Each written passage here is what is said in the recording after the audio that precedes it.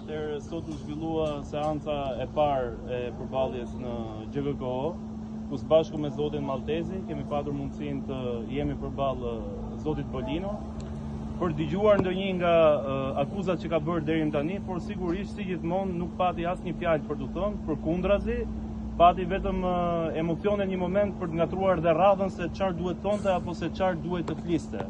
S'ka problem, ne me qetësi këtu do jemi. Unë personalisht e kam pritur me shumë kënaqësi këtë moment. Mos harrojmë që media që drejton zoti Bolino ndaj meje personalisht ka vite që sulmon, linçon, ka përmendur familjen, s'ka lënë shpifje pa adresuar ndaj meje dhe unë nuk e kam trajtuar në asnjë moment këtë çështje personale. Kam folur për një interes publik, për grabitjen e një trualli publik në mes Tiranës, për grabitjen e pronës së një familje nderuar, siç është jo vetëm familja Begeja, por dhe disa familje tjera, dhe aty ku ishte destinuar ndërtimi një shkolle për njësi numër 7, ku e kam patur një problem të denoncuar në mënyrë të veçantë gjatë fushatës zgjedhore në vitin 2023, aty në fakt në atë truall, rreth 4125 m2, sot është ndërtuar një televizion i cili mban rekordin për sharjen, linçimin, shpifjen dhe goditjen ndaj çdo opozitarin këtë vend që flet në mbrojtjen e interesit publik dhe që denoncon krimin dhe korrupsionin.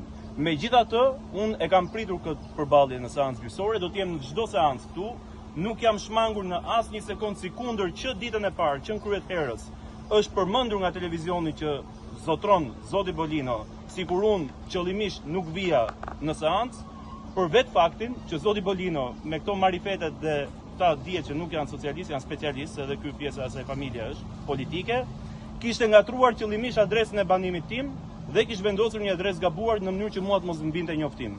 Unë këtu do të jem me qetësi olimpike, sikundër kam fituar në mos gaboj 10 apo 11 procese gjyqësore në këtë gjykatë, ku për herë jam shpallur i pafajshëm, jam i bindur që i njëjtë do të jetë dhe vendimi i radhës, edhe pse këtë radhë çuditërisht është gjetur e njëjta gjyqtare, Irena Gjoga Shpata Maneku, e cila sa herë ka një opozitar, një çështje në këtë gjykatë, i qëllon shorti për të gjykuar këtë çështje, edhe në rastin tim dhe të zotit Maltezi, i ka rënë me short gjykimit çështjes sonë.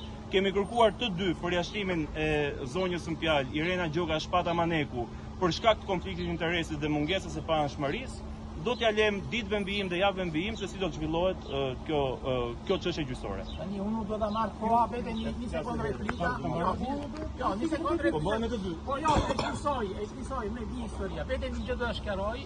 Unë jam pronarit e asgjë, unë e kam marrë me qira një toka publike dhe nuk jam pronar. Kështu që akuza për vjedhje është shpifjen e vjedhje ka lidhje me pronësi, për të marrë pronësi. Unë s'ka marrë asnjë pronësi, jam vetëm qira marrësi. Pjesa tjetër e çështja e gjyqi, sot nuk ishte momenti për të përballuar me akuza, kështu nuk e di çfarë koncepte ka te drejtësia zotit të ligjit. Megjithatë, unë jam shumë i qetë, mos më intereson fare zonja Irena Gjoga apo dikush tjetër, madje unë nuk e kishte referuar fare kallëzimin tim në SPAK, unë e kishte kërkuar nga gjykata penale, se gjykata civile merr vite dhe vite të tërë. Kështu, unë jam në pritje të drejtësi, mendoj që unë jam viktima e shpifje dhe fyrje, nuk besoj që kanë sulmuar opozita përveç disa rate zoti Berisha me të cili ka një konflikt të 30 vjeçare. Nuk kam asnjë konflikt personale as me zoti Këlish që zotë është e parë që takoj nga afër, as me zoti Maltezi me të cilën nuk kam asnjë konflikt personal. Megjithatë, çështja e drejtësi. Unë ju uroj sukses. Saktësim. Unë do ri këtu ta dëgjoj fjalën tuaj për kemi të paktën 5 vite në gjykatë civile që të kam hedhur unë në gjyq. Sa për diem? Dhe në 5 vite nuk e ardhi, e ke shtyr. Pra 5 vite, nuk vjen. Nuk vjen gjykatë civile. Por do ku e kemi? Nuk vjen gjykatë civile. Nuk do të përballet gjykatë civile. Pse? Do të vi aty ku i ka emëruar vetë, aty ku i ka emëruar prokurorët dhe gjyqtarët. Unë jam përballë për avokatë. Unë nuk jam. Po, pikërisht. Në gjykatë civile ka avokatë. Mos ki frikë nga fjala ime, fjalën kam. Asgjë tjetër, fjalën kam. Atëherë, kjo ishte saktë.